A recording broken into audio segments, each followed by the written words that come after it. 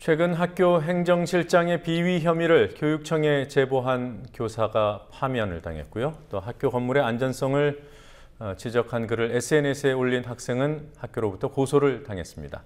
사립학교의 폐쇄성 때문에 내부에서 문제를 제기하지 않고는 밖으로 알려지기 어렵지만 문제를 제기한 이들은 이렇게 곧바로 곤란한 상황에 처하게 됩니다. 김지혜 PD가 보도합니다. 서울 양천구에 위치한 진명여고. 지난 5월 이 학교는 한 네티즌을 고발했습니다.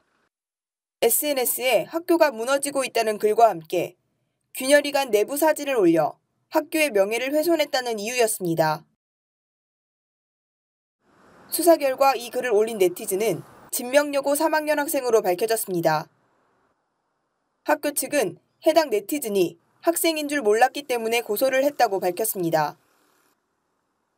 하지만 학생임이 드러나고도 고소를 취하하지 않는다는 보도가 나온 뒤인 오늘에야 고소를 취하했습니다.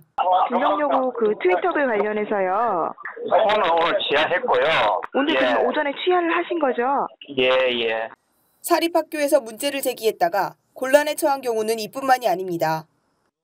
동구마케팅고등학교의 안종훈 교사는 지난 14일 파면을 당했습니다. 지난 2012년 서울시 교육청에 행정실장의 비리를 제보했기 때문입니다. 안 교사의 제보 내용은 교육청 특별감사 결과 사실로 밝혀졌습니다. 하지만 문제를 제보한 안 교사는 보호받지 못한 채 학생들과 생이별을 해야 했습니다.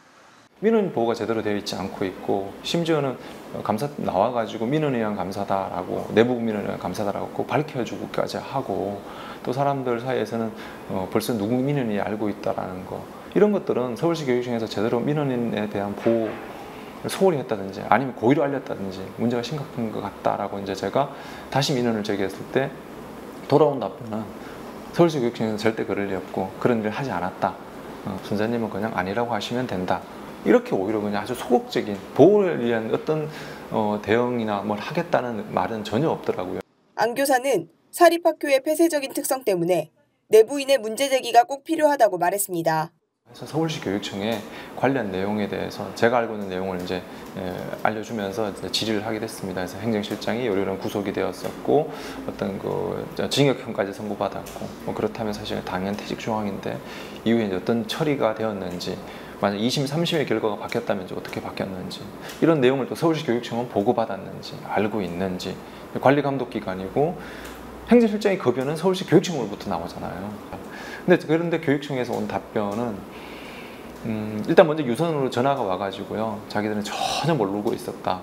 그리고 이런 내용은 사립학교에서 교육청으로 보고하는 그런 사안이 아니다라고 선을 딱 긋더라고요.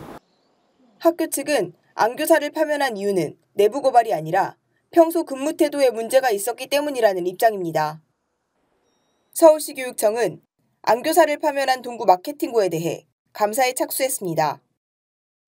국민TV 뉴스 김지혜입니다.